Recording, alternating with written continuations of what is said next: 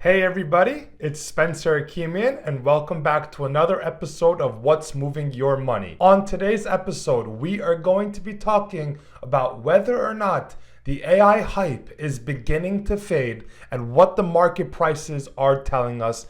And then we're going to talk about the Fed minutes that came out today. Some very interesting comments, honestly somewhat contradictory comments that the Federal Reserve made and what it means for not only Jackson Hole, but for the upcoming September meeting. So sit back tight, stay tuned, and I hope you enjoy.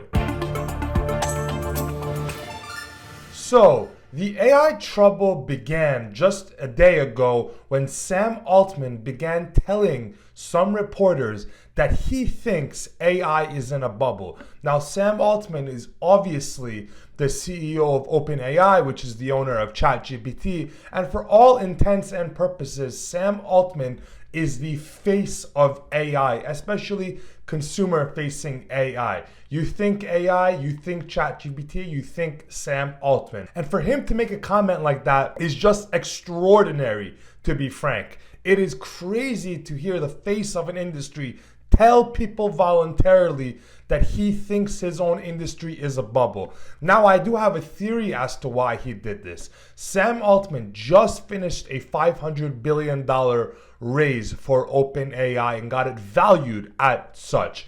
Now, the fact that he has finished his raise and he's suddenly making these comments, is he trying to pull the ladder up from all of his competitors that also need to secure funding right now? Because that would be an interesting strategy, Machiavellian nonetheless, but still interesting. So I wonder, what do you think? Why did Sam Altman make a comment like that? And do you think AI is a bubble yourself? If so, let me know why in the comments. Also, look at my Instagram, my TikTok, my YouTube, my Twitter page. I posted a video today about my own thoughts about whether AI is a bubble. Next, let's cover something that was really interesting that MIT spoke about. MIT published a study that said that 95% of companies have earned no return on their AI investments yet.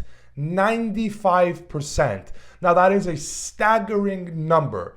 On one hand, it is somewhat understandable. AI is obviously a novice industry and it is a novice technology, so it is understandable that companies have not yet positively monetized the technology yet. But on the other hand, at the speed at which AI has been adopted, you would have thought at least 10, 15, 20, 25% of these companies would have been able to positively monetize, but apparently it has not happened yet. So that was another thing that was causing pressure on AI stock prices. And proof was completely in the pudding. In the past 5 trading days, Palantir has fallen by 20%. Meta has fallen by almost 7% in just the past 3 trading days.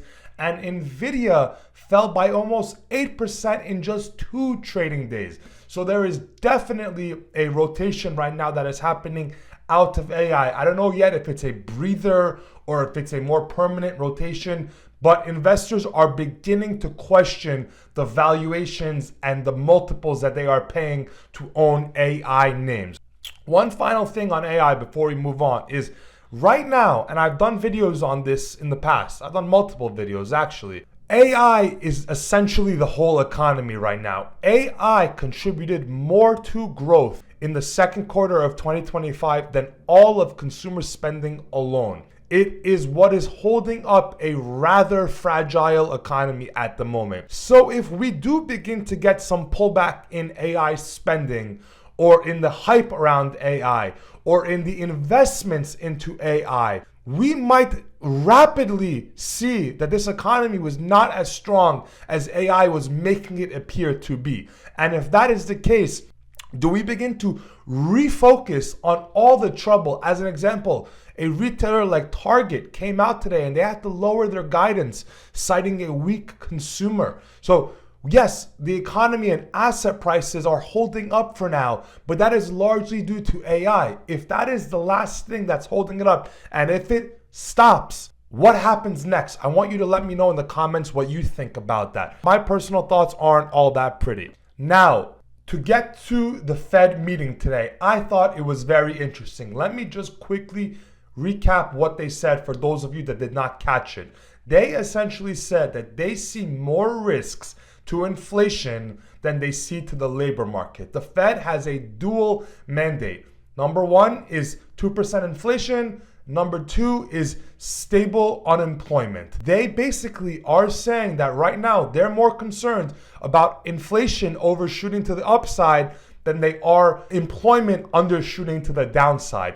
Now that is very interesting for the Fed to say because as you all know, there's a 90% chance of a Fed rate cut coming just in a few weeks. But if they're more worried about inflation than they are about employment, and we all know that inflation is currently getting away from target, PPI, CPI, PCE, core prices, you name it, are all moving away from target. Why are we so certain they will be cutting rates? To me, it seems like this is more of a toss-up. No? I mean, just intuitively, if they're telling you they're much more worried about inflation than they are about weak employment, shouldn't we think that they're not going to cut rates at this point? I don't know. I guess we'll have to see. I'm going to defer to the market pricing that I guess there's a 90% chance of a rate cut. But to be honest, I don't see where in the Fed's thinking they would arrive at the destination of cutting rates if they are so concerned with inflation. But again, let's see. And of course, I'm going to monitor it closely and report all of it to you.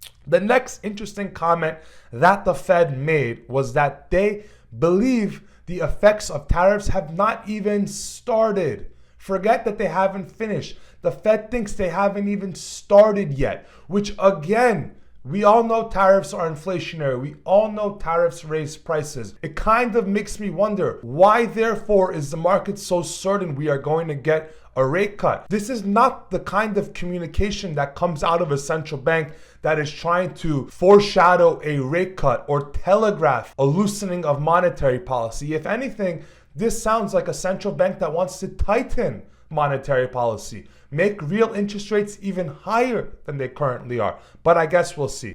And then something that was very, very fascinating that the Federal Reserve rarely comments on, but for some unique reason, they commented on it at this Fed Minutes release.